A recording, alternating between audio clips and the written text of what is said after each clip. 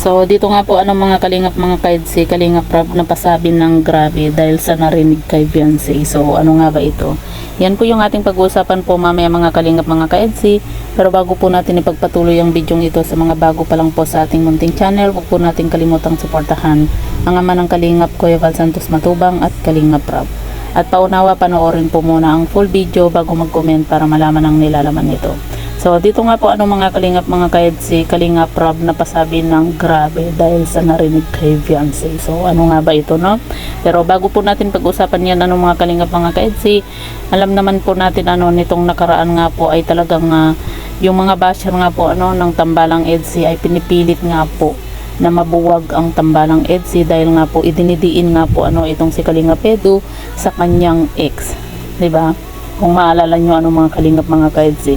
Pero yun nga, hindi po nagtagumpay ang mga basher na mabuwag nga po ang Tambalang EDSI dahil talagang matibay po Tambalang EDSI at marami pa rin po yung naniniwala nga po dito kay Kalingap Edu. At sinasabi nga po ng mga karamihan nga po mga kalingap mga kaedsi na kaya nga po ex, ibig sabihin wala na, no? Kumaga ekis na, kumaga wala na pong girlfriend nga po itong si Kalingap Edu dahil nga po ex na, no? At yun nga po mga kalingap, kung magka-girlfriend man po ulit itong si Kalingap Edu ay dito na po kay Beyonce dahil nalaman naman po natin at narinig dito kay Kalingap Edu na maghihintay po siya ng 1 taon para pwede na po niyang ligawan itong si Beyonce at sabi nga po niya, 'di ba, maging legal na.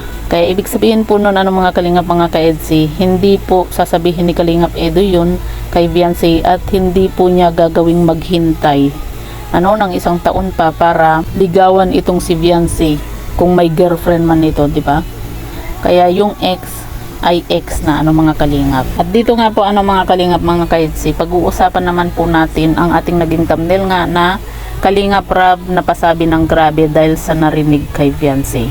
So kung matatandaan nyo po mga kalingap mga kaedsi, yung katanungan nga po ni Kalingap Rob dito kay Beyonce nung Kalamansi Challenge nga po, na tinanong nga po ni Kalingap Rob nga po itong si Beyonce kung gusto ba ni Beyonce na maging vlogger, at ang sagot nga po ni Beyonce ay hindi. At kung bibigyan siya ng pagkakataon na maging successful ito sa buhay ay tutulong na lang po ito kahit walang camera. Kaya naman po dito napasabi si Kalingap Rob ng grabe ang mga naging sagot nga po ni Beyonce sa kanyang mga katanungan nga po Kaya dito mga kalingap mga kaedsi, masasabi natin kung ano po talaga ang gusto nga po ni Beyonce. At marami din po ang humanga nga po dito kay Beyonce dahil sa kanyang naging sagot nga po mga kalingap mga kaedsi. Sa ngayon, gusto mo ba maging vlogger?